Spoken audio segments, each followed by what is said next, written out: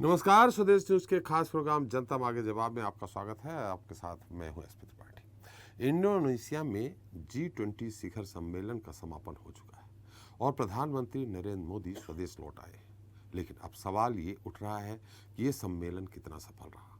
कौन कौन से बड़े मुद्दे G20 में दमदारी से उठाए गए, कौन से विवाद सुलझे और कौन से उलझे ही रह गए। क्या G20 से जुड़े देशों की एक दूसरे से जुड़ी सीमाओं का जो भी विवाद है उसका कोई हल निकला या नहीं। आर्थिक चुनौतियों पर कितनी कामयाब चर्चा हुई। इसके अलावा सबसे अहम सवाल ये है कि आगामी वर्ष के लिए G20 की आधिकारिक रूप से अध्यक्षता लेने वाले भारत के लिए ये G20 सम्मेलन कितना फायदेमंद रहा। हमारे हिस्से में क्या आया, किन बड़ी चुनौतियों को वैश्विक मंच पर रखा गया। प्रधानमंत्री नरेंद्र मोदी की अमेरिकी राष्ट्रपति जो बाइडेन, चीन के राष्ट्रपति शी जिनपिंग, ब्रिटेन के नए प्रधानमंत्री ऋषि सुनक के अलावा अन्य देशों के राष्ट्रपति और प्रधानमंत्री से छोटी ही सही लेकिन क्या बातचीत हुई। और सबसे बड़ा सवाल यह है कि G20 आखिर देश दुनिया की टेंशन को कितना दूर करेगा। जनता मांगे जवाब में आज चर्चा इसी बड़े मुद्दे को लेकर होगी, हमारे खास मुद्दे पर।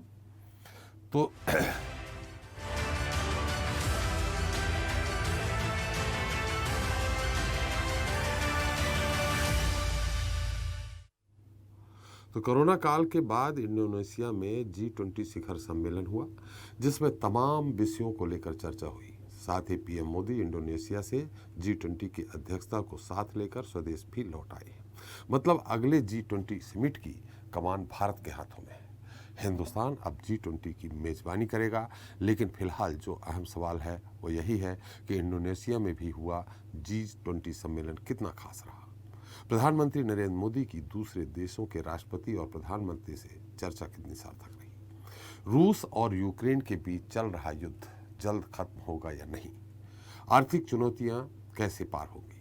जिन देशों के बीच मतभेद या मनमुटाव है वो दूर होगा या नहीं। क्या भारत और चीन के बीच पिछले लंबे समय से चला आ रहा सीमा विवाद मोदी और जिनपिंग की छोटी सी मुलाकात में सुलझ जाएगा। इसके अलावा एक और बड़ा और अहम सवाल यह है कि अगले साल G20 का भारत में होना कितने बड़े गौरव की बात है और इससे देश को क्या फायदा होगा। दुनिया में हिंदुस्तान की धमक कितनी ज़्यादा बढ़ेगी। अब हम इन्हीं सवालों का जवाब जानेंगे हमारे इस खास प्रोग्राम G20 टेंशन दूर करेगा। तो हम आपका परिचय करा दें। जनता मांगे जवाब में आज के मुद्दे पर G20 दूर करेगा टेंशन पर चर्चा करने के लिए हमारे साथ जुड़ रहे हैं बीजेपी नेता गुलरेज शेख जी हैं, कांग्रेस प्रवक्ता हैं मिथुन अहिरवार जी हैं, पूर्व राजनयिक अनिल त्रिगुणायत जी हैं, विदेश मामलों के जानकार संजीव श्रीवास्तव जी हैं, आर्थिक विश्लेषक अभिषेक मोदी जी हैं, राजनीतिक विश्लेषक के अग्निहोत्री हैं और विशेष टिप्पणी के लिए हमारे साथ मौजूद हैं स्वदेश न्यूज के managing editor RP Srivastava ji. आप सभी का हमारे इस खास कार्यक्रम में बहुत बहुत स्वागत है। सबसे पहले शेख जी, इस आपको मेजबानी मिल रही है, अध्यक्षता मिल रही है भारत को, क्या कहेंगे आपको, इसको कितनी बड़ी उपलब्धि मानेंगे? देखिए साहब, मैं इसको दो तरह से देखता हूँ। मेजबानी मिलना तो G20 के जितने देश होते हैं उसको बारी बारी से मिलती है, लेकिन ये बात सही है कि जिस देश को भी इतना बड़ा इवेंट मिलता है तो वो एक स्पॉटलाइट पे तो आता है और उसका कद भी बढ़ता है, उसका संवाद भी जो एक्सटर्नल दुनिया है उससे ज्यादा बढ़ता है। लेकिन मैं दूसरी तरह से ये देखता हूं कि आप भारत का कद कितना बड़ा है दुनिया में और आज हम किस पायदान पर खड़े हैं इसको समझना हो तो नेताओं की जो वहां पर थे उनकी बॉडी लैंग्वेज का अध्ययन करें। जिस प्रकार से जो बाइडेन सैल्यूट वाले भाव में अभिवादन करते हैं मोदी जी का, ये दिखाता है कि हिंदुस्तान का रुतबा कितना बड़ा। आपको क्या लगता है कि क्या साउथ अफ्रीका के या नेपाल के या मालदीव के प्रधानमंत्री का ऐसा करेंगे? वो नहीं करेंगे। ये जिसका देश का जितना कद होता है उसी हिसाब से उसको रिस्पेक्ट किया जाता है। फिर जिस प्रकार से ऋषि सुनक मिले और भारतीय बच्चों के लिए उन्होंने वीजे की बात की, वो वीजे के जो देने का काम किया ना उन्होंने, वो जो उनकी गृह मंत्री ने एंटी इंडिया टिप्पणियां की थी उसके ऊपर उन्होंने एक तरह से प्लास्टरिंग की ताकि भारत को समझाया जा सके। उसके बाद उन्होंने जो हिंदी में ट्वीट किया मोदी जी को मिलने के बाद कि फ्रेंड्स बाय जो भी किया उन्होंने, वो उसको हिंदी में भी तर्जुमा किया, अंग्रेजी में भी लिखा। तो ये दिखाता है कि हम किस पायदान पर हैं। फिर उसके बाद इमैनुअल मैक्रोन से जिस तरह से बातचीत होती है तो वो एक बॉडी लैंग्वेज और देखने की बनती है। तो कुल मिलाकर आप ये देखिए, और सबसे बड़ा जिसको कहेंगे ना इसमें, जो ज्वेल इन द क्राउन है, जो मोदी जी ने एक बात कही थी व्लादिमीर पुतिन साहब को, उन्होंने कहा था कि this is not the era of war, ये युग युद्ध का नहीं है। तो जो G20 की ऑफिशियल डिक्लेरेशन है उसमें सेम वर्ड का चयन किया गया। तो जब आपकी लाइन को G20 जैसा जो समूह है वो अपनी आधिकारिक लाइन की तरह लेता है, तो मतलब आपको इज्जत दी जा रही है, आपका मर्तबा बढ़ रहा है। ये चीज जो है वो point to be noted. Guleria साहब जिनपिंग जी से भी मिले मोदी जी? बिल्कुल मिले। और तो मैं मान लूं कि अब लद्दाख में जो सीमा विवाद चल रहा है, अरुणाचल में जो चल रहा है, वो समाप्त हो जाएगा। देखिए साहब, डिप्लोमेसी जो है, मैं राजनीति के साथ में जियो पॉलिटिक्स का छात्र भी हूँ और हमारे बीच में एम्बेसडर भी हैं, दूसरे लोग भी बैठे हैं। डिप्लोमेसी नाम ही इस चीज का है कि मैं सामने वाले को कहूँ गो टू हेल, और वो मुझसे पूछे भाई साहब हेल का रास्ता किधर है। तो एक बड़ा संदेश शी जिनपिंग को भी दिया गया है कि बाकी नेताओं के साथ मोदी जी ने साइडलाइंस पे बायलैटरल बात की, लेकिन शी जिनपिंग के साथ किसी प्रकार की बायलैटरल बात नहीं हुई है। और तो जियोपॉलिटिक्स में और डिप्लोमेसी में तो ये बात मानी जाती है कि दिल मिले ना मिले, हाथ मिलना चाहिए। केवल हाथ मिले हैं, मतलब इसका एक साफ संदेश है कि जब तक सीमाएं बिल्कुल नॉर्मलाइज नहीं होंगी, बातें भी नॉर्मल नहीं होंगी। जी, चलिए हम मिथुन जी के पास चलते हैं, फिर हम चलेंगे। हमारे पूर्व राजनयिक जी हैं, हमारे आर्थिक जानकार हैं, विदेशी मामलों के जानकार हैं, उनके पास जाएंगे। निश्चित तौर पे हमारे जो दर्शकों हैं उनको काफ़ी कुछ उनसे सुनने को मिलेगा और समझने को मिलेगा। मिथुन जी, कांग्रेस प्रवक्ता, ये एक उपलब्धि तो मानेंगे आप? देखिए, पूरे ये बीजेपी कांग्रेस पक्ष विपक्ष अलग है, लेकिन पूरे विश्व में या खासकर G20 के बीच में देखें तो अगर हमें मिली है अध्यक्षता करने को मोदी जी को, और अब यहीं पे अगली मेजबानी यहीं होनी है, तो इसको उपलब्धि आप मानते हैं कि नहीं मानते? देखिए त्रिपाठी जी, एक भारतीय के तौर पे हम सबके लिए गर्व का विषय होना चाहिए, लेकिन ऐसा कुछ नहीं है कि भारत ने कुछ एक्स्ट्रा एफर्ट्स डाल दिए हैं। इसकी रोटेटिंग चेयर की पद्धति होती है कि एक साल आप करिए फिर अगला कोई मिलेगा। तो पिछले 3 साल में देखें तो पहले इटली था, फिर इंडोनेशिया, और अब भारत की तरफ ये आ रहा है। और G20 की चेयर आपको क्योंकि G20 का फाउंडिंग मेंबर भारत रहा, 1999 में संगठन बना, तो ये हमें मिलनी ही थी। ऐसा नहीं है कि नहीं मिलती या मिलने से कुछ अचीव हो गया। G20 इसके बाद की बात है। इस समय जब यूनाइटेड नेशंस को लेकर के ये बातें हो रही हैं कि जो कोविड हुआ या बाकी सारी चीज़ें हुई, उसको लेकर के यूनाइटेड नेशन ने वो सफलता नहीं हासिल की जिससे कि उससे उम्मीद की जा रही थी। तो आज दुनिया G20 को एक क्या अल्टरनेटिव के रूप में देख सकती है ऐसी, क्योंकि G20 जो है ये विश्व की 80 से 85% जो अर्थव्यवस्था है इसके 20 देश प्रतिनिधित्व करते हैं। 75% इंटरनेशनल ट्रेड ये लोग करते हैं और 2/3 जनसंख्या इन देशों की टोटल होती है। तो अब इस समय जब मोदी जी वहाँ गए हैं, तो अब मैं कांग्रेस पार्टी की ओर से और देश के एक नागरिक की ओर से भी ये प्रश्न पूछना चाहता हूँ कि शुरुआती संबोधन उन्होंने वसुधैव कुटुंबकम से किए। तो ये बहुत अच्छा हुआ कि हमें ये मेंबरशिप मिली, क्योंकि हमें चेयरमैनशिप मिली, क्योंकि आप देखेंगे देश में ऐसी चीज़ें की जा रही हैं, क्योंकि जब आप बाहर जाते हैं कई चीज़ों को जवाब देना पड़ता है। तो जब हम वसुधैव कुटुंबकम की बातें करते हैं, तो क्या इस देश में ऐसे कानून लाए जा रहे हैं जिससे कि एहसास हो कि ये वसुधैव कुटुंबकम वाला मामला है? हमारे प्रदेश के एक बहुत विद्वान मंत्री हैं विश्वास सारंग जी, उन्होंने WHO को फर्जी बता दिया था। यदि कोई प्रश्न पूछ ले वहाँ जाकर के मोदी जी से कि क्या WHO फर्जी है, तो उनका क्या जवाब होगा? कैसी हास्यास्पद स्थिति भारत के लिए होगी? अब इन लोगों को ये बात समझनी चाहिए। अमिताभ कांत साहब इसके शेरपा हैं, बहुत इंपॉर्टेंट पोजीशन होती है। पीयूष गोयल जी को हटा करके उनको शेरपा अपॉइंट किया गया है।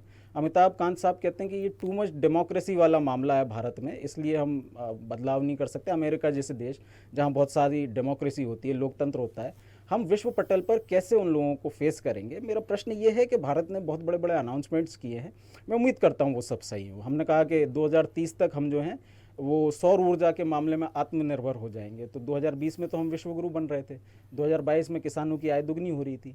और इस समय G20 के सामने एक बहुत बड़ा मुद्दा आर्थिक सशक्तिकरण का है कि कोविड के बाद, क्योंकि आप देखेंगे जब 2009 और 10 की मंदी आई थी, मनमोहन सिंह जी प्रधानमंत्री हुआ करते थे, उसी के बाद कायदे से G20 का माने जो बना है उसके बाद ही बना। इसके पहले वित्त मंत्री और बैंक के जो गवर्नर होते थे वो बनते थे सदस्य।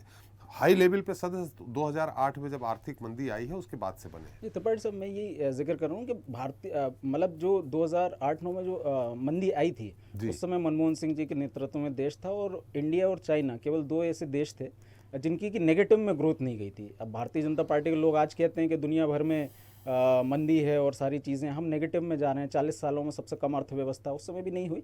खैर, इन सब बातों के साथ साथ कई ऐसी बातें हैं जिन पर की चर्चा होनी चाहिए। वहाँ पर भुखमरी को लेकर के भी चर्चा हुई कि दुनिया भर में हम कैसे ऐसे रिफॉर्म्स करें कि भारत जो एक बड़ा प्रोड्यूसर है गेहूं के मामले में, तो हम बाकी देशों के लिए कैसे एक व्यवस्था बना सकते हैं। प्रधानमंत्री जी देश में कहते हैं कि ये मुफ्तखोरी का ये जो व्यवस्था ये सब बंद होनी चाहिए। मेरा निवेदन केवल ये है कि भारत के लिए आगे आने वाले समय में, क्योंकि मोदी जी इस देश की व्यवस्था का क्या कर चुके हैं ये तो बहुत ज़्यादा आज के मौके पर बोलना मैं नहीं चाहता, लेकिन ये ज़रूर है कि हमारी जो $5 ट्रिलियन की इकोनॉमी की टारगेट थी वो हम पूरी नहीं कर पाए इंडिया में। तो अब आप G20 देशों को लेकर के कौन सा ऐसा टारगेट सेट करने वाले हैं उसके बाद, क्योंकि ऋषि सुनक जी इसलिए प्रधानमंत्री बन पाए हैं क्योंकि वहाँ जो उनकी 46 दिन तक प्रधानमंत्री थी, उन्होंने भी ये माना था कि वहाँ पर वो इकोनॉमिक रिफॉर्म्स को उस लेवल पर नहीं कर पाए। तो मोदी जी वैसे भी विदेश नीति के बहुत अच्छे जानकार हैं। एक प्रधानमंत्री को दूसरे देश में जाकर के क्या कहना चाहिए उनको बहुत अच्छे से आता है, इसलिए वो आपकी बार ट्रम्प सरकार बोल करके आए थे, जबकि आप किसी पार्टी या किसी व्यक्ति का समर्थन नहीं करते हैं, आप देशों का समर्थन करते हैं। G20 पर ही मैं कह रहा हूँ कि विदेश नीति एक बहुत इंपॉर्टेंट मैटर है इस मामले में। कौन से ऐसे आर्थिक पहलू हैं जिनको कि मोदी जी वहां जाकर के हाईलाइट करेंगे। भारत में जो इकोनॉमी की व्यवस्था आज जो आप अपना टारगेट अचीव नहीं कर पा रहे, इन सारे देशों को लेकर के आप वहां कौन सा ऐसा उद्बोधन देने वाले हैं, कौन सा ऐसा टारगेट देने वाले हैं, कौन सी ऐसी प्रेरणा देने वाले हैं, कौन सा ऐसा रोड मैप देने वाले हैं जिसकी वजह से पूरी दुनिया की इकोनॉमी बेहतर हो पाए। ये प्रश्न हमारे हैं। चल बिथु जी, हम आ रहे हैं। शेख साहब, मैं आपके पास आऊंगा। हमारे साथ पूर्व राजनयिक अनिल त्रिगुणायक जी हैं। त्रिगुणायक साहब, अब G20 की कमान भारत के हाथों में होगी, क्या असर आएगा हमारे देश पे, हमारे विकास पे, या दूसरे देशों में जो सरहद पे जो विवाद चल रहा है, तनाव है, उस पे कुछ होगा, उसका कुछ हल निकलेगा? खासकर भारत के और चीन के और दूसरे सरहद जो हमारे सराउंडिंग देश हैं उनके यहाँ जो विवाद चल रहा है उस पर कुछ फल निकलेगा? देखिए त्रिपाठी जी, मैं राजनीति की बातें नहीं करता, लेकिन डिप्लोमेसी की तरफ से एक ये बहुत बड़ी अपॉर्चुनिटी भारत के लिए है जी कि किस तरह से विश्व पटल पे जो वो नीतियां आगे बढ़ाना चाहता है उसकी लीडरशिप में वो कैसे आगे बढ़ेगी और क्या हम प्रोजेक्ट करना चाहते हैं, क्या प्रोजेक्ट करेंगे। ये सबको मालूम है कि G20 जो है वो एक इकोनॉमिक ऑर्गेनाइजेशन है, और जब इकोनॉमिक समस्याएं आती हैं तो समस्याओं के साथ किस तरह से लड़ा जाए, किस तरह से चाहे वो IMF हो, चाहे वर्ल्ड बैंक हो, चाहे दूसरे ऑर्गेनाइजेशन, यूनाइटेड नेशंस की बात, यूनाइटेड नेशंस के आगे नहीं बढ़ रहे हैं। कारण आपको विदित है कि जो P5 कंट्रीज हैं वो नहीं चाहते हैं कि इस तरह के एक्सटेंसिव सिक्योरिटी काउंसिल रिफॉर्म हो।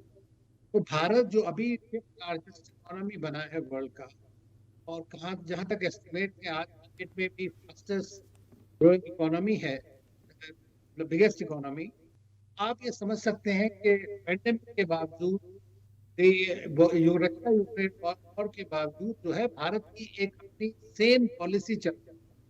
अब आप उसको नॉन अलाइनमेंट कहिए, स्ट्रेटेजिक ऑटोनॉमी कहिए, लेकिन मैं कहता हूँ पॉलिसी जो है वो पीस, डायलॉग और है। तो ये बात एशिया में बिल्कुल साबित हो गई। भारत ने बहुत बड़ा रोल प्ले किया है उसमें। ये अगर इरा ऑफ अनिल जी, थोड़ा आपसे मैं अनुरोध करना चाहूंगा। अनिल जी अनुरोध करना चाहूंगा, हमें लगता है आपका माइक जो है थोड़ा सा दूर रखा है जिससे आवाज कट कट के आ रही है, थोड़ा नजदीक कर लेंगे तो हमारे दर्शकों को अच्छे से सुनाई पड़ेगा। जी अभी ठीक है? हाँ जी जी। तो मेरे ख्याल से जो डिक्लेरेशन था उसके बारे में सबने कहा कि भाई ये कम्युनिकेट नहीं पास होगा, क्योंकि रशिया यूक्रेन के कॉन्फ्लिक्ट की वजह से वेस्ट और रशिया का काफी बड़ा वो है, ये भारत और सब लोग इस बात से कंफर्टेबल नहीं है। लेकिन आप देखिए कि एक तरह से भारत ने उसमें ऐसा रोल प्ले किया है कि अगर जो भी ये इतना बड़ा जो सारे शेरपा और सारे पहले G20 के अंदर जो P20 होता है, T20 होता है, पार्लियामेंट वाले, तो सारी जितनी भी डिपार्टमेंट्स हैं वो सारी उसके अंदर आई। अगर आप सोच सकते हैं कि इतना बड़ा एक सम्मेलन हो और इंडोनेशिया जैसा देश जो फिफ्थ लार्जेस्ट इकोनॉमी है वो अपने लिए सबसे बड़ी बात है, और वहां पर ये ना इशू उससे सारी जो भी हमारी समस्याएं हैं जो दुनिया फेस कर रही है सबको स्पेल आउट किया गया है, जी इस तरह आगे बढ़ाया गया।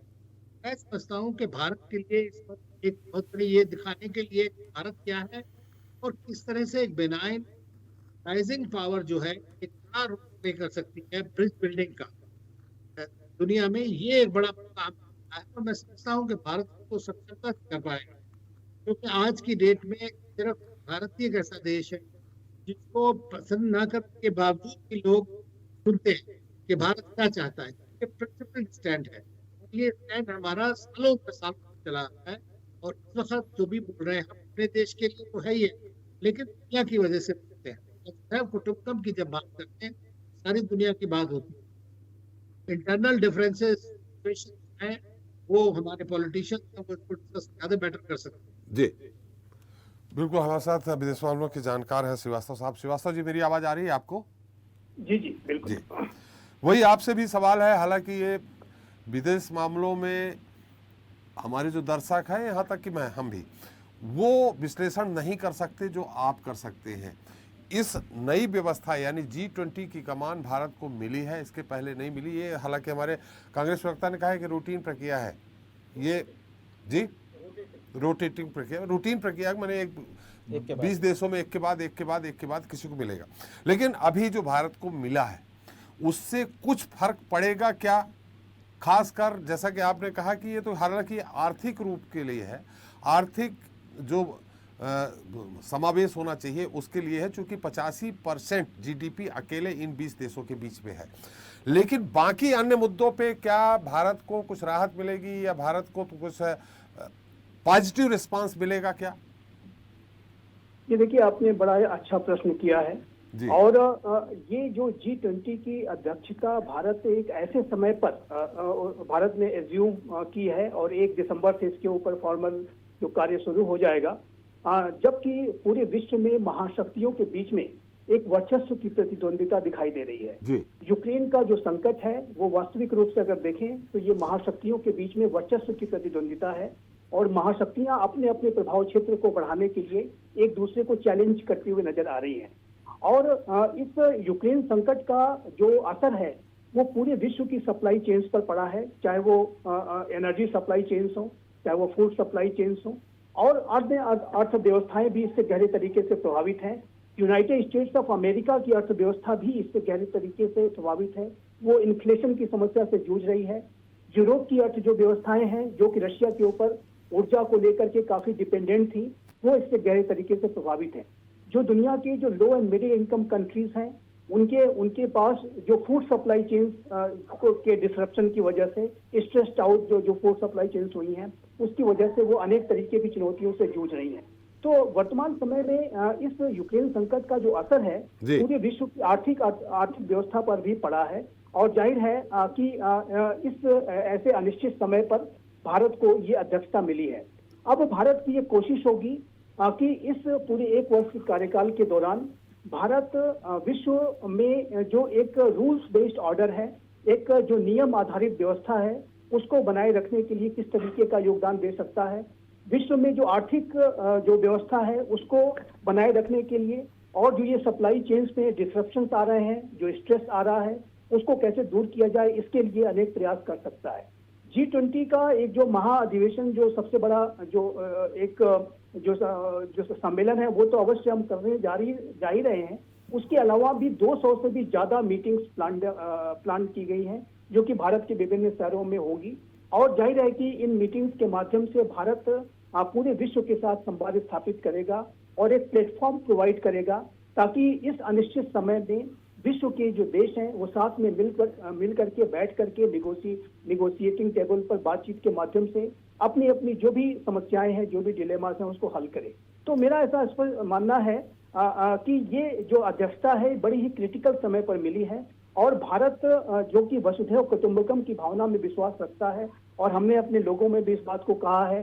साथ ही साथ हमने ये भी कहा है कि हम एक 1 अर्थ 1 फैमिली और 1 फ्यूचर में बिलीव करते हैं, और इस तरीके की जो भावना है इस तरीके के विचारों की आज के समय में बहुत अधिक आवश्यकता है।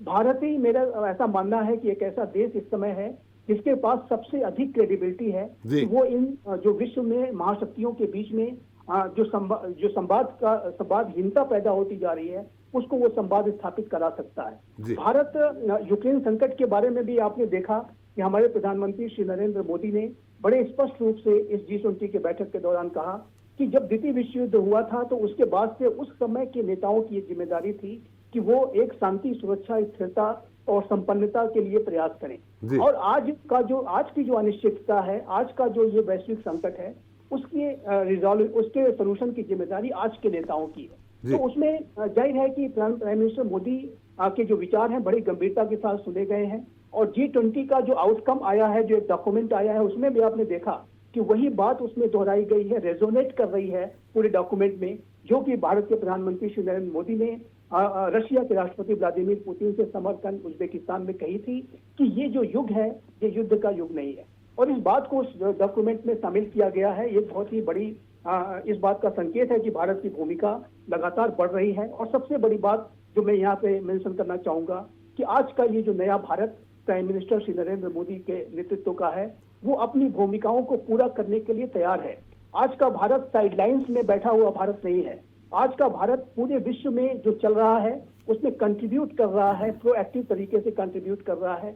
चाहे वो आतंकवाद की समस्या हो, चाहे वो वैश्विक वातावरण परिवर्तन का संकट हो, चाहे वो ग्लोबल सप्लाई चेन्स को बेहतर बनाने की बात हो, चाहे वो साइबर डोमेन में अपने कंट्रीब्यूशन को करने की बात हो। आज का नया भारत हर जगह एक जिम्मेदार प्लेयर की तरीके से, एक जिम्मेदार एक्टर की तरीके से व्यवहार कर रहा है। और ये सबसे बड़ी बात है जी। और निसंदेह मेरा ऐसा मानना है ये भारत के लिए एक बहुत ही बड़ा अवसर है, बहुत ही बड़ी अपॉर्चुनिटी है, लेकिन साथ ही साथ एक बहुत बड़ी जिम्मेदारी भी है कि भारत अपनी इस जो G20 की जो उसकी जिम्मेदारी मिली है उसका सम्यक निर्वहन करे, और जो कि आज के विश्व की आवश्यकता है। मैं थोड़ा सा एक बहुत संक्षेप में ये और जानना चाहूंगा, फिर मैं आर्थिक विशेषज्ञ हैं उनके पास जाऊंगा कि इसमें सिर्फ जो अर्थ यानी आर्थिक रूप से जो भी परेशानियां हैं, जो भी नफा नुकसान है, वो सब है कि इसमें ऐसी भी स्थितियां बन सकती G20 में, इस पे भी डिस्कशन हो सकता है, जो सीमा विवाद है, अन्य तरह के उलझने हैं, उन पे भी क्या सलूशन निकलता है, उसमें भी डिस्कशन होता है उसको सुलझाने के लिए?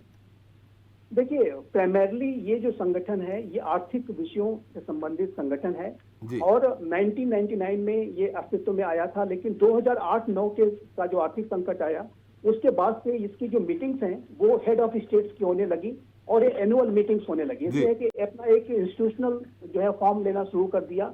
और आज के समय में ये जो संगठन है एक ऐसा मंच है कि जो कि विकसित और विकासशील जो अर्थव्यवस्थाएं हैं उसको एक मंच प्रोवाइड कराता है। लेकिन जो आपने सवाल किया है वो भी बहुत महत्वपूर्ण है, और उसमें मैं ये कहना चाहूंगा कि जो G20 की जो मेन तो बैठक जो होती है वो जैसा कि आपने बाली में देखा, उसकी साइड लाइन्स में जो बैठकें होती हैं उसका भी बहुत अधिक महत्व है। पुल एसाइड्स जो होते हैं उसका भी बहुत अधिक महत्व है। और जैसा कि आपने देखा कि इस बारे में तरह तरह के प्रयास लगाए जा रहे थे कि क्या राष्ट्रपति बाइडेन शी जिनपिंग से मिलेंगे या नहीं मिलेंगे, वो मीटिंग भी हुई। हमारे प्राइम मिनिस्टर श्री नरेंद्र मोदी की मुलाकात शी जिनपिंग से होगी या नहीं होगी, इसके बारे में भी कई तरीके के कयास थे, तो वो मीटिंग्स भी हुई। कुछ मीटिंग्स नहीं भी हुई, जैसे ऋषि सुनाक ने शी जिनपिंग के साथ उनकी मुलाकात नहीं हो सकी। तो ये जो साइड लाइन्स में जो बैठकें होती हैं, जो पुल असाइड्स होते हैं, उसका भी एक बहुत ही बड़ा महत्व है और उसके भी बड़े ही गंभीर परिणाम निकलते हैं। और जैसा कि आपने देखा कि भारत और चाइना के जो हमारे प्रधानमंत्री श्री नरेंद्र मोदी और चाइना के राष्ट्रपति शी जिनपिंग के बीच में गलवान की एक जो घटना के बाद पहली बार ये उन्होंने हैंड शेक किया है, तो इसका भी एक सकारात्मक मेरा ऐसा मानना है कि संवाद की प्रक्रिया चाइना के साथ चलती रहनी चाहिए। और विवाद के विषय अवश्य हैं, लेकिन भारत चाइना के साथ पोजीशन ऑफ स्ट्रेंथ के साथ डील कर रहा है, लेकिन संवाद से ये नया भारत पीछे नहीं हटता है और संवाद चलते रहना चाहिए। सर मोदी जी, आपको मेरी आवाज आ रही? अभिषेक जी, मेरी आवाज आ रही है आपको? जी सर। जी देखिए, जो कहा GDP, पूरे विश्व की GDP इन 20 देशों के बीच में 85% है। सकल घरेलू उत्पाद पूरे विश्व का 75% है। आबादी भी 2/3 है। ऐसी स्थिति में जो अब G20 की कमान भारत के पास आई है, उसका आर्थिक रूप से हमारे देश में क्या प्रभाव पड़ेगा? सर मैं कहना चाह रहा हूँ कि G20 जो है जी वो G20 में जैसा आपने बताया कि भाई जो टोटल G20 में जो देश हैं जी अगर हम वो देखें तो सर वो बहुत बड़े बड़े नाम हैं। मैं आपको बताऊं, अर्जेंटीना, ऑस्ट्रेलिया, ब्राजील, कनाडा, चीन, France, Germany, Bharat, Indonesia, Italy, Japan, Korea, Mexico, रूस, सऊदी अरब, दक्षिण अफ्रीका, तुर्की, यूनाइटेड किंगडम, अमेरिका और यूरोपीय संघ, जी ये 20 देश है जो इसमें शामिल है। जी जी अब सर ये जो 20 देश है ये वैसे ही अपने आप में इतने ज्यादा स्ट्रांग है कि जो 60% पूरे ऑल ओवर द वर्ल्ड जो है उसकी कैपेसिटी अपने पास रखते हैं, उसकी अध्यक्षता अगर हमारे पास आई है तो it is being a very good opportunity, मतलब एक बहुत बड़ी उपलब्धि है कि ऐसे टाइम पे हमारे पास आ रही है जब वैश्विक माहौल एक कमजोरी के दौर से गुजर रहा है। जी अब सर आप जब बोलेंगे तो आप, मैं बोल रहा हूँ कि G20 की जो 2022 वाली समिट जो शुरू हुई थी ना सर, उसका जो थीम था, हेलो, हाँ जी जी उसका जो थीम था सर वो था रिकवर टुगेदर रिकवर स्ट्रॉन्गर। जी इसका मतलब ये है कि हम जितनी जल्दी से रिकवर करेंगे साथ में करेंगे और उतनी ही तेजी से करेंगे। जी अब ये जो थीम है इस थीम के अनुसार ये समिट हुई। इस समिट के बाद में सर इंडिया के पास में अगर इसकी अध्यक्षता आती है जो 1 जनवरी 2022 से ऑफिशियली हमारे पास आ जाएगी और ये पूरे साल हमारे पास रहेगी, सर इकोनॉमी पे इसका बहुत ज्यादा असर पड़ेगा। 1 जनवरी 2023 हाँ, बट ऑफिशियली 1 दिसंबर 2022 से आएगी। हमारे पास में इसके वो आना शुरू हो जाएंगे। जी जी जी जी तो 1 जनवरी 2023 से ये एक साल पूरा हम लोग अपने पास अध्यक्षता के लिए रखेंगे। जी अब सर जो अगर भारत इसकी अध्यक्षता करता है तो सर आप ये देखिए कि इस मतलब इतने सारे देश जिनके मैंने नाम गिनाए उसमें से कई ऐसी कंट्री है जिनकी डेवलप्ड इकोनॉमी है, वो इकोनॉमी के अलावा इंडिया एक under developed economy, developing economy के रूप में है और उसको अध्यक्षता करने का मौका मिल रहा है। तो it is a very big deal कि ऐसी चीज में अगर एक ऐसी अर्थव्यवस्था जो अभी इकोनॉमी में अर्थव्यवस्था में तरक्की कर रही है, अगर वो तेजी से तरक्की कर रही है इसका मतलब ये है कि उसके पास में अपॉर्चुनिटी है और ज्यादा ग्रो करने की। जी तो मेरा ये कहना है सर कि इकोनॉमी फ्रंट पे अगर हम देखें तो इंडिया के पास में अब अपॉर्चुनिटी और ज्यादा है और क्योंकि G20 की अध्यक्षता इनको मिली है तो उस हिसाब से हमारे पास में बहुत सारे एक्सपेक्ट खुलते हैं ट्रैवल के, टूरिज्म के, इकोनॉमी फ्रंट पे जो एक्सपोर्ट इंपोर्ट पे बार्गेन करने की पावर रुपीज पे अब डील होने लगी है, तो ये वाली बार्गेनिंग पावर पहले नहीं होती थी जो अब हो रही है। It is a good opportunity for the India. जी मोदी जी, एक सवाल छोटा सा है।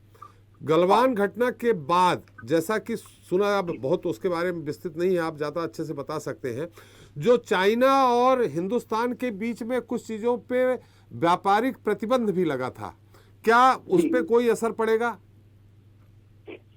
पर ऐसा है कि पहले इंडिया बहुत सारी चीजों में चाइना पे डिपेंडेंट हुआ करता था। जी अभी आप ये देखिए कि हम चाइना पे डिपेंड ना होते हुए वो सारी चीजें इंडिया में ही मैन्युफैक्चर्ड होने लगी है। जी जो जितनी परेशानी हमें पहले आ रही थी, चाहे इलेक्ट्रॉनिक गुड्स में बोल दीजिए, सॉफ्टवेयर सिस्टम में बोल दीजिए, टेक्नोलॉजी में बोल दीजिए, ये प्रॉब्लम्स हमें पहले आ रही थी क्योंकि हम दूसरी कंट्री पे डिपेंडेंट थे। जी अब हम उस पर डिपेंडेंट नहीं है, अब अपने वहां डेवलपमेंट होने लगा और इंडिया उसका एक्सपोर्टर हो गया। नहीं, हमारा ये कि जो अब चूंकि चीन भी है, अब कहते हैं ना कि घर आए मेहमान भगवान स्वरूप होते हैं, जिनपिंग जी भी आएंगे अगला जब सम्मेलन होगा। ऐसी स्थितियों में जो प्रतिबंध लगाया है भारत ने कुछ चीजों पे, कुछ इंपोर्ट करने में चाइना से, उस जी ऐप्स पर भी लगा है। जी, उस पे कोई फर्क पड़ेगा क्या? सर अब मेरा ये कहना है जब हमारी उस पर डिपेंडेंसी खत्म हो गई है, आप उसको हटा भी देंगे तो आपको कोई फर्क नहीं पड़ता क्योंकि हम खुद में डेवलपर हो गए हैं, हम खुद मैन्युफैक्चरर हो गए उस चीज के, हम खुद एक्सपोर्टर हो गए उस चीज के, तो उसको रखने से कोई बहुत ज्यादा फर्क पड़ेगा नहीं है। इसलिए सर ये सारी चीजें जो विवाद है वो सुलझने लगे क्योंकि हमारी कंट्री में वो सब डेवलप होने लगा है। जी, राजनीतिक क्या लाभ हो सकता है और क्या नफा और नुकसान हो सकता है, अग्निहोत्री जी? मुझे लगता है कि जो 1 साल की अध्यक्षता मिलने जा रही है भारत को, उससे राजनीतिक लाभ जो आप सोच रहे हैं। जी, हम मोदी जी की बात कर रहे हैं। अच्छा, हम विश्व के राजनीतिक लाभ की बात नहीं कर रहे हैं। हम 2024 टारगेट करके बता रहे हैं। मैं हिंदुस्तान के राजनीतिक लाभ की बात कर रहा हूँ। तो मोदी जी का जो चेहरा जो इस G20 के बैठक में जो चमका जी, वो तो एक अलग ही बात है। और उसके कोई उनकी जो जिस तरह की आदत है और जिस तरह की बातें वो करते हैं, जिस तरह से झप्पियाँ और ये सब डालते हैं, उस सब का एक जो बॉडी लैंग्वेज है उसका एक राजनीतिक अलग महत्व होता है। लेकिन मुझे लगता है कि जिस मकसद को लेकर के ये G20 का जो गठन हुआ जी, और 2008 के बाद जो बड़े नेता जो इन देशों के थे वो सब जुड़े, तो उसका असली मकसद तो आर्थिक ही है। और इस समय सबसे ज़्यादा जो चुनौती राजनीतिक रूप से और आर्थिक रूप से इन सभी देशों के सामने है, इंक्लूडिंग भारत, कि जो वैश्विक मंदी और जो वैश्विक आर्थिक दृष्टि से जो दिक्कतें जो पूरे दुनिया के सामने आ रही हैं, रशिया और यूक्रेन युद्ध के बाद जो सप्लाई चेन का पूरा मामला है, उसके अलावा जो रिसेशन की स्थितियां बन रही है, कहा जा रहा है, विशेषज्ञ कह रहे हैं कि अमेरिका में 2023 में रिसेशन आने की पूरी संभावना है। तो ये जो सारी आर्थिक जो चुनौतियां हैं, इनसे पूरा विश्व कैसे निपटे, मुझे लगता है भारत के पास इसकी अध्यक्षता होने के कारण बहुत से सॉल्यूशंस जो हैं वो भारत को सोचने पड़ेंगे कि किस तरह से इन सबको निकाला जाए। जी, एक तरफ जो ऊर्जा का संकट है पूरी दुनिया के सामने, क्योंकि यूरोप में जिस तरह ठंड बहुत -डिग्री में टेम्परेचर चला जाता है, तो वहाँ ऊर्जा की बहुत ज़्यादा ज़रूरत होती है। और गैस की सप्लाई जिस तरह से डिस्टर्ब हुई है, उससे जो ऊर्जा का संकट है उससे कैसे निपटना है, ये सारी चीज़ें बिल्कुल तुरंत फुरत सामने खड़ी हैं पूरी दुनिया के सामने।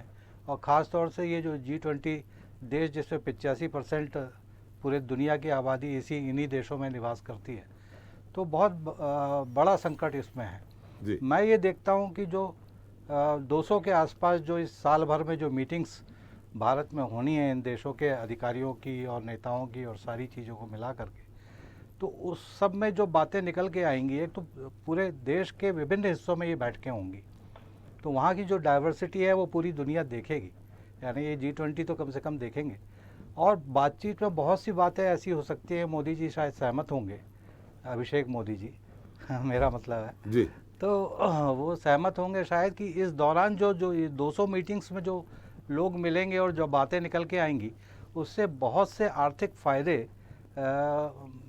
देश को मिलने की संभावना है, क्योंकि बहुत से रास्ते खुलेंगे। जी, तो ये सारी स्थितियां जो बन रही हैं, और एक विश्व, एक परिवार और एक भविष्य का जो थीम इस साल G20 देश लेकर के चल रहे हैं, तो मुझे लगता है उससे एक अच्छा रिजल्ट पूरे दुनिया के सामने आ सकता है। जी, और खुशहाली जो है उसकी उम्मीद की जा सकती है। हमने राजनीतिक लाभ आपसे पूछा था, मोदी जी के हर उस पर राजनीतिक लाभ आना ही है। 2024 बहुत टारगेट कर रखा है उन्होंने। श्रीवास्तव जी, आपसे ही आप ही बता दीजिए कितना फ़ायदा मिलना है। देखिए त्रिपाठी जी, फ़ायदा तो मिलना है। देखिए त्रिपाठी जी, जिस समय ये भारत को जो है G20 की अध्यक्षता मिली है, आप समझिए दो बातें हैं। एक तो ये कि बहुत बड़ा ये भारत के लिए बहुत बड़ी उपलब्धि हुआ है कि ये जो है अध्यक्षता करने का मौका मिला है। दूसरी सबसे बड़ी बात है कि भारत के सामने एक चुनौती भी है। आप देखिए जितनी भी रूस यूक्रेन युद्ध होता है, वहाँ पर सीमा विवाद है, चीन भारत के बीच में है, चीन ताइवान के बीच में, ये सब जब पॉलिटिकल है, जबकि ये मंच जो है एकदम आर्थिक है।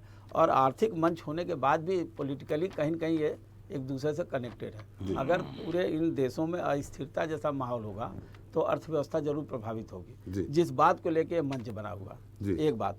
दूसरी बात यह है कि आपने एक देखा होगा कि जैसे ही एक प्रस्ताव आया यूक्रेन को लेकर के युद्ध बंद किया जाए, तब तक जो है रूस ने जो 100 मिसाइल दाग दिया। अब आप बताइए कि 20 देशों का ये जो संगठन है, जिसमें लगभग जो है 80% जो अर्थव्यवस्था जिनके हाथों में है, 2/3 आबादी है, उसके बावजूद भी इस तरह का जो सिनेरियो तैयार हो रहा है, तो ये भारत के लिए एक चुनौती है।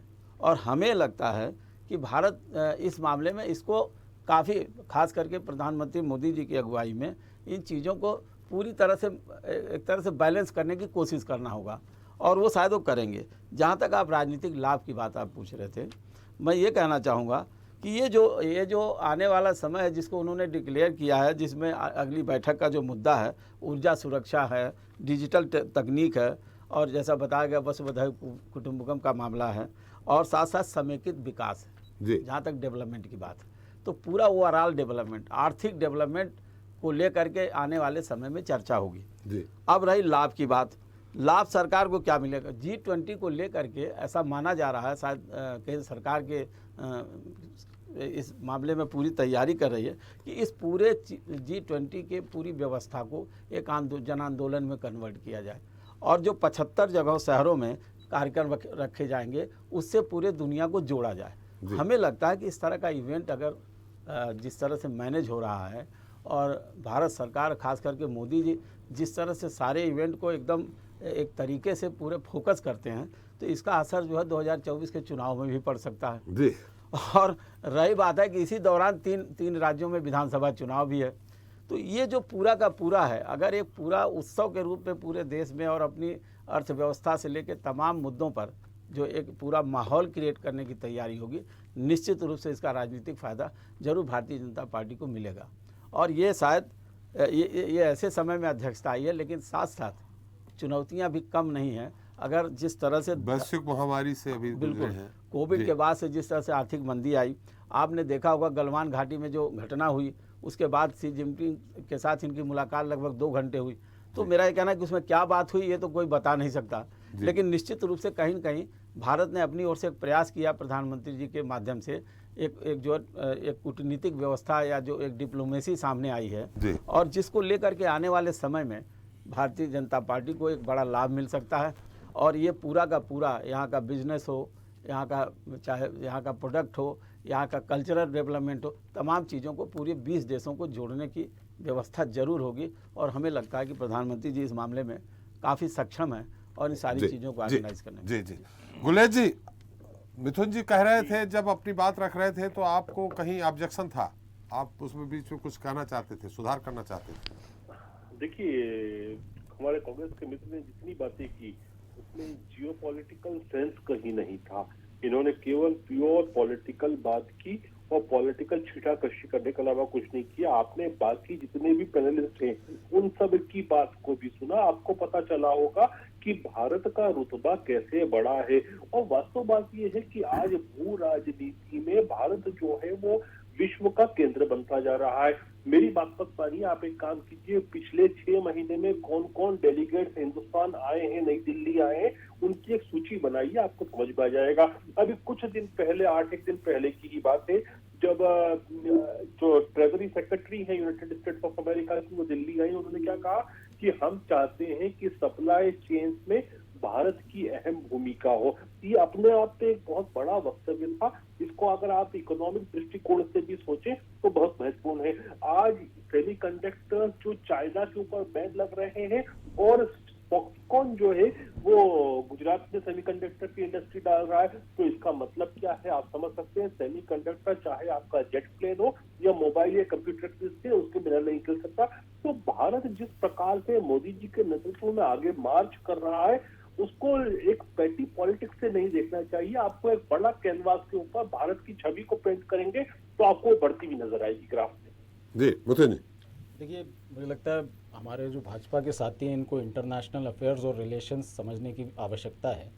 क्या होता है कि जब आप दूसरे देश में जाते हैं, जो कह रहे हैं ना बॉडी लैंग्वेज, मैं यूरोपियन जनरल सुन लीजिए, मैं यूरोपियन जर्नल ऑफ डिप्लोमेसी में लिखता हूँ रेगुलर। तो आप लिखते हैं वो मत बोलिए, आप खोल के देख सकते हैं। नहीं मैं खोल के देख सकता हूँ, लेकिन ये जो आप बॉडी लैंग्वेज की बात कर रहे हैं ना, ये जरूर बताइएगा आपने लिखा था कि नहीं। आपने कहा कि शी जिनपिंग की जो बॉडी लैंग्वेज है उससे पता चलता है कि वो कितना आदर देते हैं मोदी जी को। तो सबसे पहली बात, जो बाइडेन कहा, Xi Jinping, Joe Biden, Rishi Sunak, जितने भी नेताओं की आप बात ये कह रहे हैं, जिस तरीके से हाथ मिला रहे हो, जो बात सुन लीजिए। उन्होंने कहा, एक मिनट, उन्होंने बाइडेन के लिए कि जिस तरह से उन्होंने सैल्यूट किया है वो बॉडी लैंग्वेज उनका। देखिए, मैं यही कह रहा हूँ कि ये जो बॉडी लैंग्वेज होती है, ये जो इंटरनेशनल रिलेशंस होते हैं, एक राष्ट्र अध्यक्ष दूसरे राष्ट्र अध्यक्ष के साथ किस तरीके का बर्ताव करता है, भले ही वो दुश्मन देश भी हो, इसमें ये एक माना हुआ प्रोटोकॉल है। कोई वहां जाकर के लड़ता झगड़ता नहीं है। जिस राजनीतिक लाभ की आप बात कर रहे थे, भारतीय जनता पार्टी के लोग शायद उसी तरीके का लाभ इसके जरिए दिखाना चाहते हैं। बात दरअसल ये है कि ये जो बातें कही जा रही है ना, दिल्ली कौन कौन आए, ये हर देश का व्यक्ति हर देश में जाता रहा है। बॉडी लैंग्वेज की बात पे मैं इसलिए आ रहा था, यदि बॉडी लैंग्वेज से कुछ हासिल होता है तो हमारे प्रधानमंत्री जी जाकर के पाकिस्तान के प्रधानमंत्री की मां के पैर पड़ के आए थे, उसमें भी कुछ बॉडी लैंग्वेज आपको दिखी होगी गुलरेज शेख जी। मैं बहुत ज्यादा पॉलिटिकल बातें नहीं करना चाहता था। मेरा निवेदन केवल ये है, मेरा निवेदन केवल ये है कि जिस समय हमारे देश की फाइनेंस मिनिस्टर जाकर के यूएस में ये कहती है कि अमेरिका का जो डॉलर है वो मजबूत हो रहा है, भारतीय रुपया कमजोर नहीं हो रहा है, तो विश्व पटल के आर्थिक जानकार किस तरीके से भारत की हंसी उड़ाते हैं। क्या उससे भारत का मान बढ़ता है? क्या ये गंभीर बात उनकी तरफ से की गई? दूसरी बात मैं कहना चाहता हूं, एक तो हमारे जो गैर राजनीतिक जो साथी हैं वे इसे कृपया उस तरीके से ना लें, ये बात कहना आवश्यक है। मैं आपकी बात से आदरपूर्वक असहमत हूं कि ये पहली बार हो रहा है, ये पहली बार नहीं हो रहा है। भारत पहले भी मान सम्मान का हकदार रहा है और वो उसे मिला भी है। दूसरी बात, आज भारत की अर्थव्यवस्था 5वें नंबर की हो गई है। 2014 में जब हम छोड़ के गए थे उस समय 5वें नंबर पे थी। एक टर्म होता है परचेजिंग पावर पैरिटी, $1 में कितनी चीजें आप कहां खरीद सकते हैं, उसके आधार पे तीसरे नंबर पे थी। तो ऐसा नहीं है कि ये पहली बार हुआ है, लेकिन वो जो राजनीतिक लाभ की आप बात कर रहे थे, भाजपा के लोग शायद इसे इस तरीके से बताना चाहते हैं कि राजनीतिक लाभ की बात की मैंने अग्निहोत्री जी से की। नहीं, मैं आपको बता रहा हूं कि भारतीय जनता पार्टी के लोग शायद अतिरेक में इसको, क्योंकि ये एक स्टैंडर्ड तरीका है। आप राष्ट्राध्यक्ष बीच में इसी तरीके, आप किसी से पूछ लें कि भैया ये CA/NRC का जो कानून बन रहा है ये क्या वसुधैव कुटुंबकम का प्रतीक है क्या? इस तरीके से गोली मारो सालों को, ये क्या वसुधैव कुटुंबकम का प्रतीक है? आप IMF की रिपोर्ट को फर्जी बताते हैं, आप वर्ल्ड बैंक की रिपोर्ट को फर्जी बताते हैं, आप WHO द्वारा जारी किए गए मौत के आंकड़ों को फर्जी बताते हैं। ये क्या अंतर्राष्ट्रीय स्तर पर इस तरीके के प्रश्न होंगे तो आप लोग जवाब दे पाएंगे? मैं यही कहना चाहता हूं, जब आप इंटरनेशनल रिलेशंस की बात करते हैं तो उसका एक स्टैंडर्ड तरीका होता है। कोई देश, यदि आप किसी से पूछ लेंगे दूसरे देश से, तो यही करेंगे कि ये भारत का अपना इंटरनल मैटर है। तो ये इस तरीके की बातें होती है। लेकिन भारतीय जनता पार्टी क्योंकि इसको ऐसा बताना चाहती है, कल को पता नहीं व्हाट्सएप ग्रुप पे ये फैला दें कि G20 जी में जो जी है वो मोदी जी वाला जी है, तो इस तरीके के अतिरेक लोगों की तरफ से आते हैं। इंटरनेशनल रिलेशंस को, इंटरनेशनल मोदी जी वाला जी मतलब ये भारतीय जनता पार्टी के लोग इसी तरीके की बातें फैलाते हैं। साहब हमने पहली बार किया, हमारे ये कह रहे हैं ना पहली बार उनको देश के प्रधानमंत्री को मान सम्मान मिल रहा है। अटल बिहारी वाजपेयी जी को भी ऐसे ही सम्मान मिलता था। शायद आप मोदी जी की भक्ति में इतने लीन हैं कि किसी भी देश के, मनमोहन सिंह जी को भी ऐसे ही सम्मान मिलता था। और ये राष्ट्राध्यक्षों के अपने बर्ताव करने का तरीका होता है। इसको इसी तरीके से लेना चाहिए। इसका राजनीतिक लाभ लेना, लोगों को इसके बारे में भ्रमित करना, और पहली बार ऐसा हो रहा है, मुझे लगता है ये कहना थोड़ा सा अतिरेक हो। चलिए, अनिल त्रिगुणायत जी और संजीव जी की उपस्थिति का हम लोग लाभ ले लें, हमारे दर्शकों को लाभ मिल जाए। बहुत संक्षेप में गुलरेज जी कुछ कहना चाहे, बहुत संक्षेप में। हम हमारे पूर्व राजनीतिक और देखिए सर, जो बातें इन्होंने की ना, चाहे निर्मला सीतारमण जी के विषय में इन्होंने बोला कि डॉलर मजबूत हो रहा है, रुपया कमजोर नहीं हो रहा है, ये बात सब जानते हैं। चाहे वो स्थिति येन की हो, चाहे यूरो की हो, चाहे ग्रेट ब्रिटेन के पाउंड की हो, क्योंकि डॉलर को फेडरल रिजर्व ने आर्टिफिशियली अपना जो ब्याज की दर बढ़ाकर स्ट्रॉन्ग किया है। मोदी जी झूठ बोलते थे कि अगर रुपया कमजोर हो रहा है। मिथुन जी कृपया बीच में नहीं। जी गुलरेज जी, बिल्कुल, और मैंने ऐसा कभी नहीं कहा। आप रिवाइंड करके देख सकते हैं मोदी जी ने कहा कि भारत के किसी प्रधानमंत्री को ऐसा आज तक सम्मान नहीं मिला। मैंने ये पहली बार नहीं हो रहा ना, मैं तो यही कहना चाह रहा था। नहीं, मैंने ये भी नहीं कहा। सुन लीजिए कि प्रधानमंत्री जी को जब सम्मान मिलता है, इसका मतलब ये है कि देश ऊपर जा रहा है, वो देश को सम्मान मिलता है। ये पहले नहीं मिला। देश का नेतृत्व कर रहे हैं। और आप ये बताइए ना कि आप इस प्रकार के पेटी पॉलिटिकल गेम्स के लिए भारत की छवि, आप कह रहे हैं पहली बार देश को सम्मान मिल रहा है, ऐसा नहीं है सर, पहले भी मिलता रहा है। देश बड़ा सम्मानित देश रहा है और उसके कारण भी है आर्थिक रूप से। ये बहस कि जब पश्चिम कुछ बोलता था किसी जमाने में तो भारत चुपचाप सुनता था, आज जवाब देता है। आप गलत बात है आपकी। आप बोल के देखिए कि युद्ध खत्म कर दो, आपकी बात मान लेंगे वो लोग? क्या बात कर रहे हैं आप लोग? तालिबान को मान्यता दी आपने यूएस में अध्यक्षता कर करके। शर्मल शेख में जो क्लाइमेट की बैठक चल रही है वहां पर भी पश्चिम को आईना। चलिए गुलेर साहब, मिथुन जी आप दोनों लोगों से अनुरोध है। गुलेर साहब दोनों लोगों से अनुरोध है। हमारे साथ अनिल जी हैं, हमारे साथ सर मुझे दूसरे चैनल पर जी संजीव जी हैं, उनकी उपस्थिति का लाभ ले लें, यानी हमारे दर्शक जो हैं उनसे कुछ और ज्ञान उनसे मिल जाएगा। जी अनिल जी, मेरी आवाज आ रही है? जी आ रही है। जिसके इसके और क्या अच्छे परिणाम होंगे क्या बुरे परिणाम होंगे, इस पे थोड़ा सा हम जानना चाहेंगे, फिर संजीव जी के पास जाएंगे। देखिए, जैसा सभी लोगों ने कहा है कि ये एक अपॉर्चुनिटी भी है और चैलेंज भी है जी।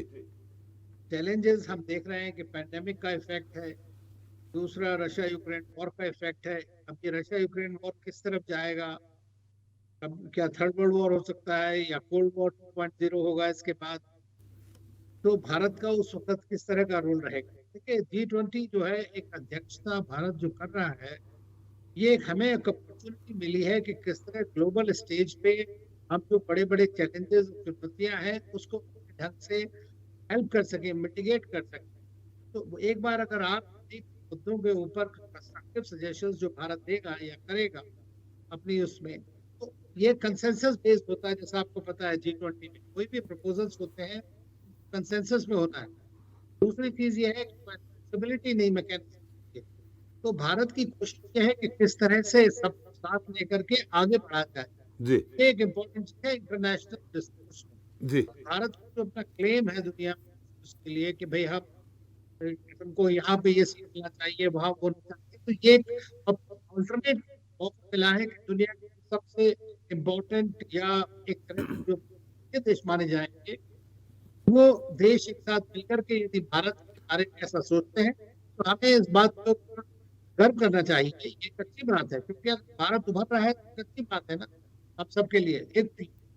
दूसरी चीज ये है कि रशिया यूक्रेन वॉर में भी अभी किसी ने बोला था, आपके जर्नलिस्ट में भूल गया, जी कहा कि जिस दिन बात हो रही थी उस दिन रशिया ने दाग दिया, तो मिसाइल रशिया ने नहीं बल्कि उनको सबको पता लग गया कि यूक्रेन की मिसाइल यूक्रेन के पास से आई थी।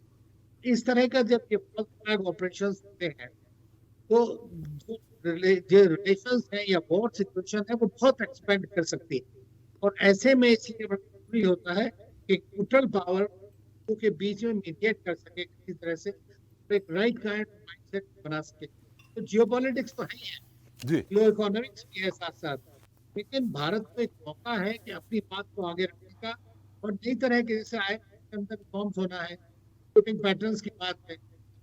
इटली में हमने देखा 15% कॉर्पोरेट टैक्स दिया, तो G20 में काफी नई नई चीजें हुई हैं। तो भारत भी अपनी इस तरह की बात करना चाहता है कि भाई इक्विटी हो, जस्टिस हो, चाहे वो डिजिटल कनेक्टिविटी हो।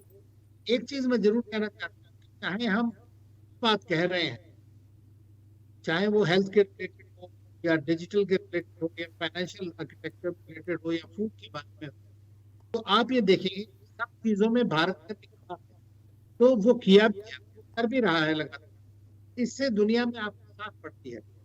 मैं इस तरह इसीलिए जो है पहली बार कहें या ये कहें कि G20 का पहले नाम से बड़े बड़े किए हैं, कई बार और भी बड़ी इवेंट अगले साल एक इवेंट है SCO, शंघाई कोऑपरेशन ऑर्गेनाइजेशन, जो चाइना सेंट्रिक का भी भारत चेयर, वो भी एक बहुत बड़ी होगी जहाँ पर।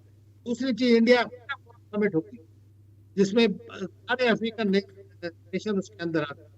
तो ये आपको इंटरनेशनल को बोलना पड़ता है, तो बताना पड़ता है, तब तक आपकी एक पोजीशन आती है, दुनिया आपको सुनती है। आज हम उस पोजीशन में हैं, भारत की तरक्की के माध्यम से, भारत का जो है उसके भारत डेमोक्रेसी है, भारत एक बड़ा मार्केट है, इकोनॉमी है। अनिल साहब मैं रोकना चाहूंगा, फिर आपकी तकनीकी कारणों से आवाज कट कट के आ रही, जो स्पष्ट नहीं आ पा रही है। समय रहे तो मैं फिर आपके पास आऊंगा। संजीव साहब बड़े संक्षेप में जानना चाहेंगे वही जो सवाल मैंने अनिल जी से किया था कि इसके इफ एंड बट्स जो कहते हैं, सकारात्मक ऋणात्मक क्या पहलू और होंगे। हालांकि हम लोग यही चाहेंगे सकारात्मक पहलू ज़्यादा से ज़्यादा हों। बहुत संक्षेप में संजीव साहब। देखिए, जैसा कि एम्बेसडर टिमनायर सर ने बिल्कुल सटीक तरीके से अपनी बात रखी है, मैं उन्हीं की बात को आगे बढ़ाना चाहूंगा जी कि ये एक अवसर भी है और एक चुनौती भी है, और साथ ही साथ मैं इसमें ऐड ये करूंगा कि ये भारत की जिम्मेदारी भी है जी, और भारत अपनी इस जिम्मेदारी को बहुत अच्छी तरह से समझता है, और भारत इस जिम्मेदारी को मेरा पूरा विश्वास है कि बहुत बेहतर तरीके से इसको पूरा करने जा रहा है। और ये जब जिम्मेदारी के जब मैं बात करता हूँ तो मैं अवश्य इस बात को कहना चाहूंगा कि ये जो यूक्रेन का जो संकट है, जो पोस्ट कोरोना जो इकोनॉमिक रिकवरी है, जो एनर्जी सप्लाई चेन्स को बेहतर करने की जो बातें हैं, इसके ऊपर भारत अपना जो बेस्ट कंट्रीब्यूशन है, जो भारत बेस्ट कर सकता है, वो करेगा। यूक्रेन और रूस के बीच में जो युद्ध चल रहा है, इसके संबंध में मेरा ये स्पष्ट रूप से मानना रहा है कि भारत को ओपन तरीके से इसमें मध्यस्थता का ऑफर स्वयं से नहीं देना चाहिए। जब तक सभी कॉन्फ्लिक्टिंग पार्टीज भारत से मध्यस्थता करने के लिए अर्ज न करें, तब तक भारत को ओपन तरीके से इसमें मध्यस्थता नहीं करनी चाहिए। लेकिन बैक चैनल के माध्यम से भारत इसमें पहले से ही जो है अपना रोल प्ले कर रहा है। सभी कॉन्फ्लिक्टिंग पार्टीज से भारत संपर्क में है और भारत ये चाहेगा कि जल्द से जल्द ये यूक्रेन संकट का समाधान निकले, कम से कम एक सीज फायर हो या आगे उसके बाद जो बातचीत हो, ये युद्ध बंद हो, ताकि दुनिया जो है अपनी आर्थिक समस्याओं पर फोकस हो सके। जो पोस्ट पैंडेमिक इकोनॉमिक रिकवरी है उसके ऊपर फोकस हो सके, क्योंकि यूक्रेन संकट का जो बहुत ही नेगेटिव इम्पैक्ट पूरी दुनिया की अर्थव्यवस्थाओं पर पड़ रहा है और ये यूक्रेन का जो युद्ध है ये बंद होना चाहिए। और भारत डे वन से इस बात को कहता रहा है कि ये निगोशिएटिंग टेबल पर बातचीत से ही हल हो सकता है। तो जब भारत को ये वैश्विक मंच की अध्यक्षता करने का अवसर मिला है, तो भारत इस प्रक्रिया को भी बैक चैनल के माध्यम से आगे बढ़ाना चाहेगा। लेकिन साथ ही साथ जो 200 से भी ज्यादा जो मीटिंग्स होने वाली हैं, उसमें जो इंटरेक्शंस भारत आयोजित करेगा विश्व के अर्थव्यवस्थाओं का, उससे मुझे लगता है कि दुनिया में जो आर्थिक व्यवस्थाओं का जो संकट है उसको रिजॉल्व करने में भारत एक बहुत बड़ा कंट्रीब्यूशन करने जा रहा है। और ये जाहिर है कि ये ओपन कंट्रीब्यूशन होगा। ये जो अर्थव्यवस्थाओं से संबंधित जो भारत की जो भागीदारी होगी, उसको भारत अपने देश में अनेक मीटिंग्स के माध्यम से पूरा करने जा रहा है। तो ये निसंदेह एक बहुत बड़ी अपॉर्चुनिटी है और इसका भारत को आर्थिक लाभ भी मिलेगा। हमारे जो अर्थशास्त्री थे उनके साथ उनकी बातों को ही मैं और भी ज्यादा उसमें एक कंट्रीब्यूट करते हुए कहना चाहूंगा कि इससे भारत के अंदर जो जिस तरीके जैसे जैसे भारत का कद बढ़ेगा, वैसे वैसे भारत की इंटरनेशनल क्रेडिबिलिटी भी बढ़ेगी। इन्वेस्टर्स का जो कॉन्फिडेंस है वो भारत में और अधिक बढ़ेगा। भारत में जो विदेशी कंपनीज हैं वो और अधिक अपने अवसर भारत में तलाशेंगी और जाहिर है कि चाइना से अनेक जो बड़ी कंपनीज हैं वो वहां से विड्रॉ करने के बारे में गंभीरता के साथ विचार कर रही हैं। भारत को एक बहुत ही बड़ा मैन्युफैक्चरिंग बेस आगे आने वाले समय में बनना है और भारत इस दिशा में भी उसको लाभ मिलेगा। और भारत को इस पूरी G20 की अध्यक्षता का जो आर्थिक लाभ है वो भी भारत को अपने जो हित हैं जिसको हम सर्वोपरि रखते हैं, अपने नेशनल इंटरेस्ट को हम सर्वोपरि रखते हैं, तो अपने नेशनल इंटरेस्ट को भी आगे बढ़ाने में हमें इसमें सहायता मिलेगी। और हमारा जो वसुधैव कुटुंबकम की जो हम भावना है उसको विश्व में पूरा करने में भी इसका बहुत बड़ा एक लाभ मिलेगा। बहुत संक्षेप में अग्निहोत्री जी आपसे चलते चलते इस पूरे मुद्दे पे। मुझे लगता है कि जो आदरणीय वक्ताओं ने कहा कि जो अवसर और चुनौतियां दोनों का जो संयुक्त स्थिति है, उससे निपटने में भारत कितना सक्षम होगा ये आने वाले एक साल में पता चलेगा।